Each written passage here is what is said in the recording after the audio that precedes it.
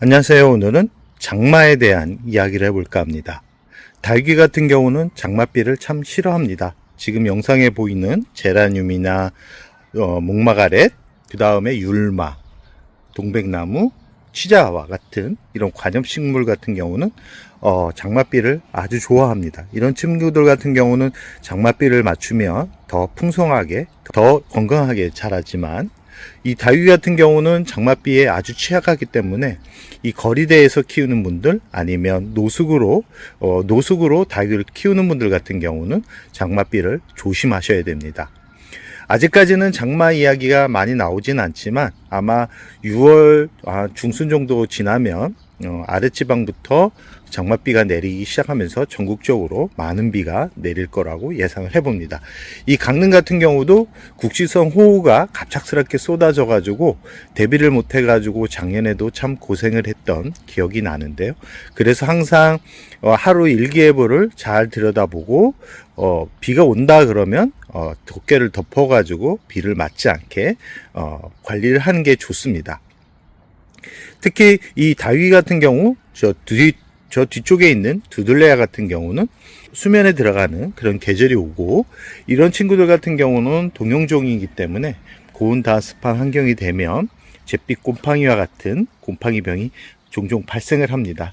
그래서 항상 이 살균제를 주기적으로 살균제를 장마가 오기 전에 한 번 정도 뿌려주는 게 좋고요.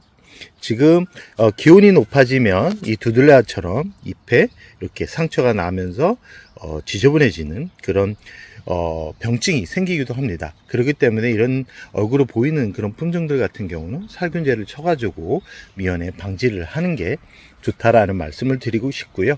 이렇게 백분이 있는 다육이들 같은 경우는 이제 강한 햇살을 보여주면 오히려 문제가 생길 수 있는 그런 품종들이기 때문에 이런 친구들 같은 경우는 이제는 반그늘에 화분 위치를 바꿔가지고 여름을 준비를 하는 게 좋습니다. 특히 장맛비는 절대 맞추지 않는 게 좋다라는 말씀을 드리고 싶습니다.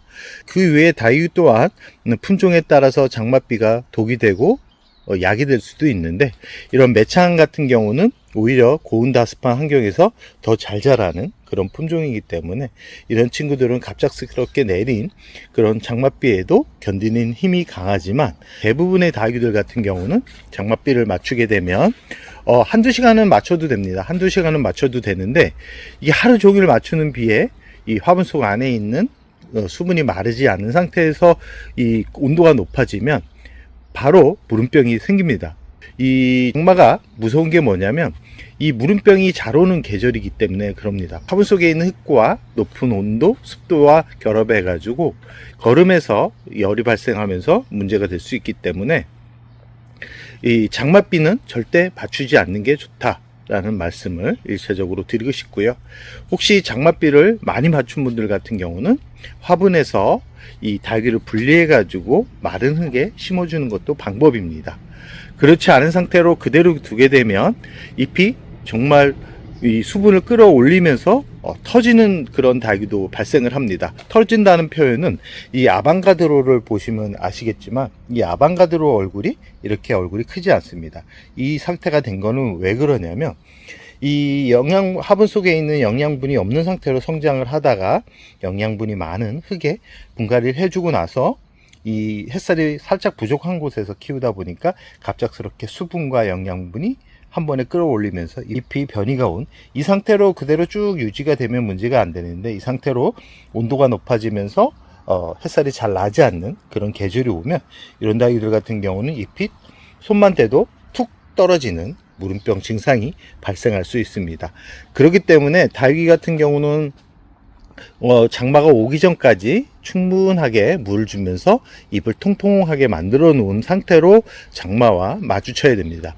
이 장마 기간에는 물을 주지 않는 게 좋습니다. 물을 주지 않아도 공기 중 습도만으로도 이 다육이들 같은 경우는 건강하게 성장을 한다라는 거. 그리고 한 일주일 이상 햇살이 나지 않는 그런 시기 같은 경우는 이 작아졌던 잎들이 커지기 시작을 하는 그런 계절이라고 할 수 있습니다. 그럴 때 물을 과하게 주게 되면 잎이 못 나집니다. 그렇기 때문에 공기중 습도만으로도 이렇게 잎이 작아진 그런 다육이들 같은 경우는 그대로 두게 되면 잎이 커지면서 예뻐진다라는 거 꼭 기억해 두시기 바랍니다. 장마철에는 일기예보를 확인하신 다음에 한 일주 정도 비 소식이 없을 때 물을 주셔야 된다라는 거 꼭 기억해 두시기 바랍니다.